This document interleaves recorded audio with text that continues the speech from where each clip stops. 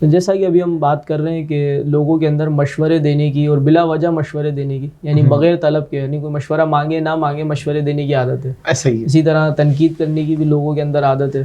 ہر چلتا پھرتا بندہ جو ہے وہ اب کیونکہ تنقید کے حوالے سے بھی علم نہیں ہے، معلومات نہیں ہے کہ کب تنقید کرنی ہے، کتنی کرنی ہے، کس پر کرنی ہے، کس انداز سے کرنی ہے، کہاں پر کرنی ہے، بہت سارے جو ہے وہ معلومات ہونی چاہیے. ہر بندہ جو ہے وہ اٹھ کر تنقید بھی کر رہا ہوتا ہے، مشورے بھی دے رہا ہوتا ہے، اپنی رائے بھی دے رہا ہوتا ہے اور لوگوں کو جو ہے پریشان بھی کر رہا ہوتا ہے. خصوصاً وہ لوگ زیادہ پریشان ہو رہے ہوتے ہیں جو ہر بات کو سوچتے ہیں، ہر بات پر جو ہے وہ توجہ کرتے ہیں. ان کے پیش نظر یہ بات ہوتی ہے کہ ہم لوگوں کو راضی کر لیں، سارے لوگ ہم سے راضی ہو جائیں، سب کی بات پہ عمل کر لیں، ہر مشورے پہ عمل کر لیں.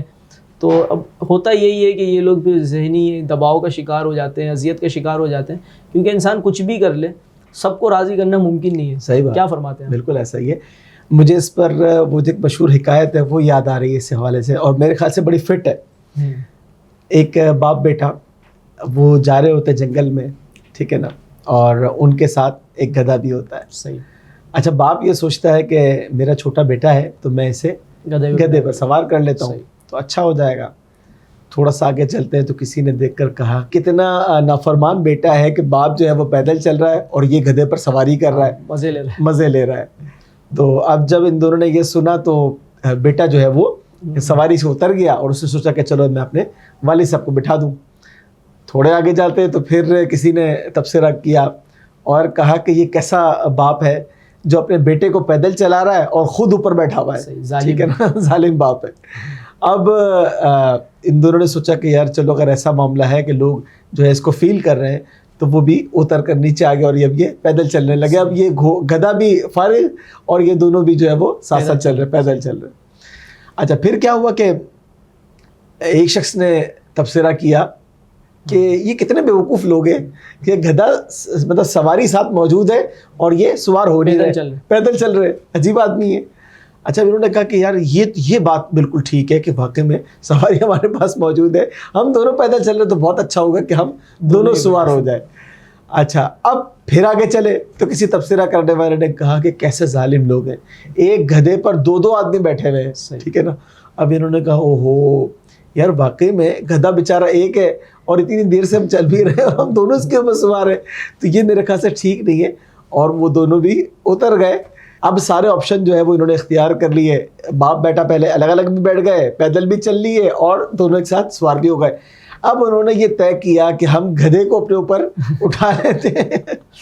یعنی انہوں نے دیکھا کہ بھائی لوگ جس بات پہ اعتراض کر رہے ہیں چھوڑ کے ان تمام کو چھوڑتے چلے گئے، لوگوں کے اعتراض ختم نہیں ہوتے اور انہوں نے گدھے کو اپنے اوپر بٹھا لیا. اس پہ بھی اعتراض ہوگا کہ یہ کیسا بات یہ ہے، یہ اصل میں مطلب بیان کرنے کا مقصد یہ ہے کہ زندگی میں ہمیں یہ خود طے کرنا ہے. اگر ہم کام غور و تفکر کے بعد شروع کرتے ہیں تو ہو سکتا ہے کہ وہ کسی کی سمجھ میں آئے اور کسی کی سمجھ میں نہ بھی آئے، لیکن ہم نے غور و تفکر کر کے جب کام کو شروع کیا، بالفرض اس پہ مشورہ بھی کر لیا، کوئی اہم کام ہے، تو ایسی صورت میں پھر ہمیں اپنا موقف تبدیل نہیں کرنا چاہیے. ہاں ٹھیک ہے، انسان اگر مشورہ دینے والا کوئی سمجھدار آدمی ہے، باشعور آدمی ہے، تو اس کے مشورے پر غور و تفکر بھی کرنا چاہیے، سوچنا چاہیے.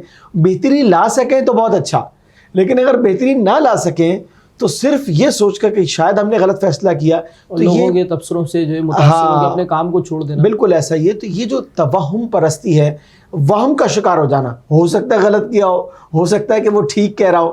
بھائی آپ غور و تفکر کریں اور فیصلوں میں ہمیں مضبوطی پیدا کرنی چاہیے. میں اس میں ایک بات یہ کہتا ہوں کہ سب سے پہلی بات یہ ہے کہ جب کبھی کسی کام کو شروع کیا جائے، ہم اس کام کو کرنے میں جتنا ٹائم لگا رہے ہیں، جتنی ایفرٹ ہماری ہے، اس سے کچھ کم سوچ لیں، غور و تفکر کر لیں، اور کرنے کے بعد جب اسٹارٹ کریں تو مشورہ کرنا نبی کریم صلی اللہ علیہ وسلم کی سنت، اور اللہ تبارک و تعالیٰ نے اس کا حکم قرآن پاک میں ارشاد فرمایا. تو بہت اچھی بات ہے اگر مشورہ لینے کی حاجت محسوس کریں تو مشورہ کر لیا جائے، لیکن جب اس کام کو شروع کیا جائے تو پھر بہت جلد اس کو چینج نہیں کرنا چاہیے. جو لوگ اپنے فیصلوں کو جو ہے وہ اسٹیپ بائی اسٹیپ چینج کرتے رہتے ہیں تو پھر وہ کہیں نہیں رہتے، جس طریقے سے یہ حکایت ہمیں بتاتی ہے. جی، بہت پیاری بات آپ نے کہی کہ مشوروں پر عمل کے حوالے سے ہمیں یہ دیکھنا چاہیے کہ مشورہ کون دے رہا ہے، اس کا مقام کیا ہے، اس کی عمر کیا ہے، یہ بھی دیکھنی اس کے چاہیے. دل میں ہمارے لیے محبت ہے، یعنی مشورہ جو ہے وہ ہماری محبت کی وجہ سے دیا جا رہا ہے یا ہم پر وہ تنقید کر رہا ہے، مشورے کے لبادے میں ہم پر تنقید کی جا رہی ہے.